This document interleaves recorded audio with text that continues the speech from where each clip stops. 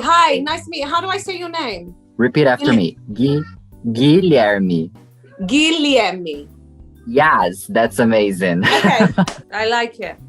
I'm very excited to be doing some Brazilian press. I'm a very big fan of Brazil, and I'm really excited that people like this record.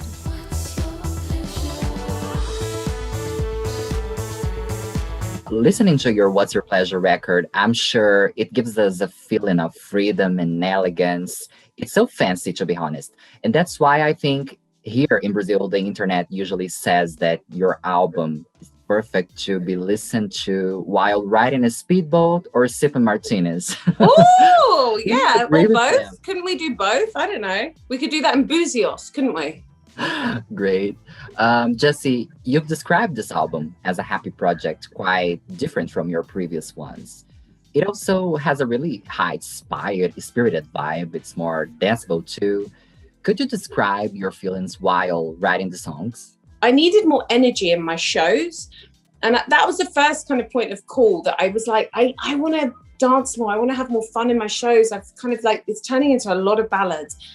And so I went away and I was like, I'm making a dance record. That's where I started. Before I made my first record, Devotion, I was a dance singer. I sung on dance records. So I was like, it's time to go back there. It was a need for me to escape from feeling like I was feeling very disillusioned, disenchanted by the record industry, making music. And I needed to kind of fall in love with it again. And I felt like the way that I could fall in love with it was through dance, because that was my first taste of experience of live music properly, going out clubbing, raving from when I was about 16. And I wanted that feeling, that kind of anticipation, that energy. So that's what I needed, and that's what I did. When you released this album a year ago, you said you would define it in only one word: escapism. You told me that in this interview. With the world returning to normal, with vaccines and more freedom, do you think it will be resignified? I think it's had this very special moment for people where they were maybe quite lonely. They weren't able to interact with other people, they were trapped within a lockdown situation. And so it has this kind of special sentimentality to it and they will always remember listening to this record if it resonated with them as a real moment in time, which, some of the defining records that I think about take me back to a moment and a time and place. So, I think that has happened with this record. And then hopefully there'll be a new kind of resurrection of the record where then they hopefully have a new memory, whether it's with people. It's enjoying it together, how it was meant to be. So hopefully they have I'm being quite greedy, but hopefully they have these kind of two very polarized experiences of the record and how they can appreciate it. Are you already thinking about how to bring these new songs to the stage? Yes, absolutely. We're planning it now. We're in work with it now, developing it. I want it to feel like a real show. I want it to feel like a performance that you went to go and see that What's Your Pleasure show and you remember it. And it's not just me singing with a microphone. It's dancing. There's moments for the audience. I want all of that.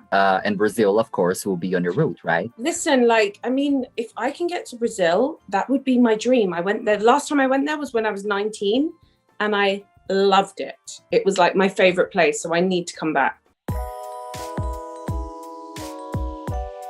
I think there is a difference between the US and the UK pop scenes. In the US, for example, we can see a lot of blends with trap and rap music, whereas in the UK, sounds tends to be essentially pop, more classical.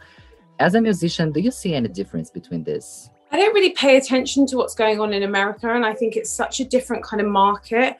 In previous albums I've gone and played, I've worked in America, and I think you can kind of get pulled into that world and it's quite alluring. I think that what the UK has is some really interesting alternative music, especially electronic music. And that was something that I really felt proud of, the fact that I was making my record in the UK, in London, with James Ford, who is first and foremost was part of a dance group. You know, it felt authentic, and that was something that I really wanted to bring to my record, rather than, you know, trying to chase for a genre that I have no association with. There is a lot of good stuff going on in pop today. And I'm here curious, who are the singers in your playlists? So our family love Lady Gaga's Rain on Me. That's something that we always play. My daughter is obsessed with churches. She loves the He Said, She Said song. There's this amazing girl. I've got to find her name for you. She has a song called Icarus, and her voice is gorgeous. Hold on. Icarus. Fana Hughes, she's amazing. Anderson .Paak, I don't know. I'm listening to quite a lot of old stuff, though, you know. I'd like to ask you about Kylie Minogue, because we thought we'd see a featuring with her soon. Can we still wait for it? What have you been planning about it? I believe me and Kylie will do something. It's just, you know, and it will be really special when we do something. But for this, I wanted to kind of sign off What's Your Pleasure with this.